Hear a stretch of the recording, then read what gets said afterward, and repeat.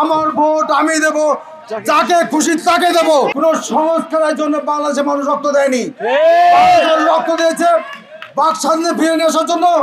বাংলাদেশের মানুষ রক্ত দিয়েছে মানুষের অধিকার ফিরে নিয়ে আসার জন্য, মানুষের ভোটের অধিকার ফিরে নিয়ে আসার জন্য, মানুষের ভাতের অধিকার ফিরে নিয়ে আসার জন্য, আমাদের জীবনের নিরাপত্তার জন্য।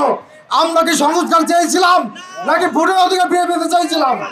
গত 15 বছর শেখ হাসিনা অজেদ আমাদের প্রত্যেকের বাক স্বাধীনতা হরণ করে দিল, যে কারণে কিন্তু মানুষ ঘর থেকে বের হয়ে আসছে। সুতরাং আমরা মনে করি আগামী 12ই ফেব্রুয়ারি বাংলাদেশের যে নির্বাচন ডিক্লেয়ার হয়েছে, সেই নির্বাচনে বাংলাদেশের মানুষ যাকে খুশি তাকে ভোট দেবে, যাকে খুশি তাকে বিজয়ী ঘোষণা করবে। আমরা মনে করতে চাই আমার ভোট আমি দেব, যাকে খুশি তাকে দেব।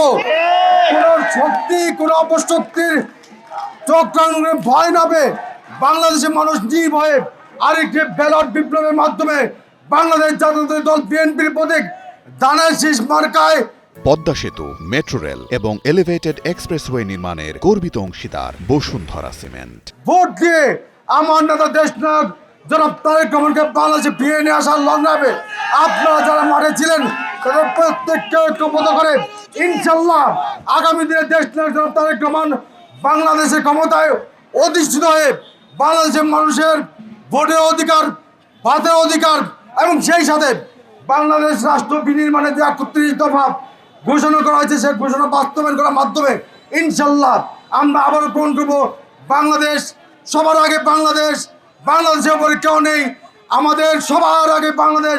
এই স্লোগানকে সামনে রেখে ইনশাল্লাহ 12 ফেব্রুয়ারি আপনাদের সাথে দেখা হবে ভোটের বাক্সে, ব্যালটের বাক্সে, ধানের শীষে।